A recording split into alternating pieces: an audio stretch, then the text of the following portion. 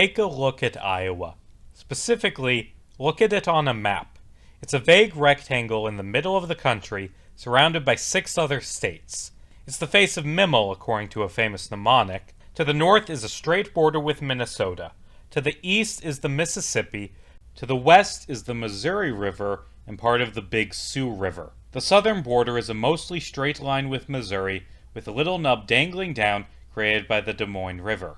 None of this sounds very interesting, but 200 years ago, the people of the Iowa Territory almost went to war over this border. Our story began in the early 19th century. Most of northern Missouri was ceded to the U.S. by Sauk and Meskwaki natives through the Treaty of St. Louis and by the Osage through the Treaty of Fort Clark. Resentment over these treaties would lead to some natives fighting alongside the British in the War of 1812, with the treaties being reaffirmed in 1815.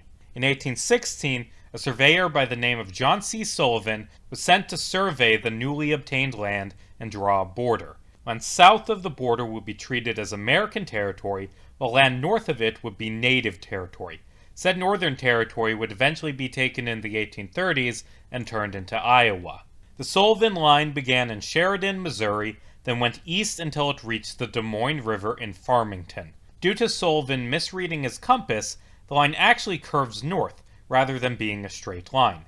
In 1818, when Missouri applied for statehood, they used the Sullivan line as their northern border, extending it westward to reach the Missouri River and along the Des Moines River until it reached the Mississippi. As an aside, the little nub in southeast Iowa between the Des Moines River and the Mississippi River was from 1824 to 1834 a reservation for people of both indigenous and European descent called the Half-Breed Tract. Mixed-race inhabitants were not allowed to own the land they lived on. The land was eventually given to white settlers. History is depressing. So, here's the issue. When the Missouri Constitution was written, the Sullivan line was described as being parallel with the rapids of River Des Moines. The problem is, the Des Moines Rapids are not part of the Des Moines River. They're a section of the Mississippi north of where it meets the Des Moines River. In 1837, the state of Missouri decided to resurvey its borders. Instead of drawing them parallel to the Des Moines Rapids, they drew them parallel to the rapids of the Des Moines River, which they claimed were in Keosauqua, 9.5 miles north of the Sullivan line. This seems minor, but this change stole 2,600 square miles of land. The people of Iowa, in an act of pettiness, claimed the border should go from the mouth of the Des Moines River 15 miles south of what it had been. Tensions heated up when Sheriff Uriah Gregory of Clark County in northern Missouri attempted to collect taxes from Iowans in Van Buren County. He was forced away.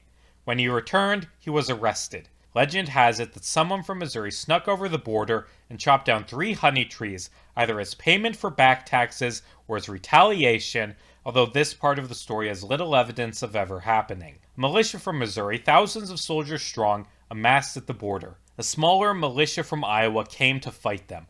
Eyewitness reports point out the lackluster arms of the Iowans, who came to battle carrying blunderbusses, a sausage stuffer, a plow blade on a chain, and a 6-foot-long sword cut out of sheet metal. Ultimately, no shots were fired, as both governors decided to leave the border dispute up to the Supreme Court, who restored the Sullivan line as the border. Annoyed by this, the Missouri militia killed a deer, cut it in half, wrote the names of the 2 governors on the different halves, and hung it from a tree to use as target practice.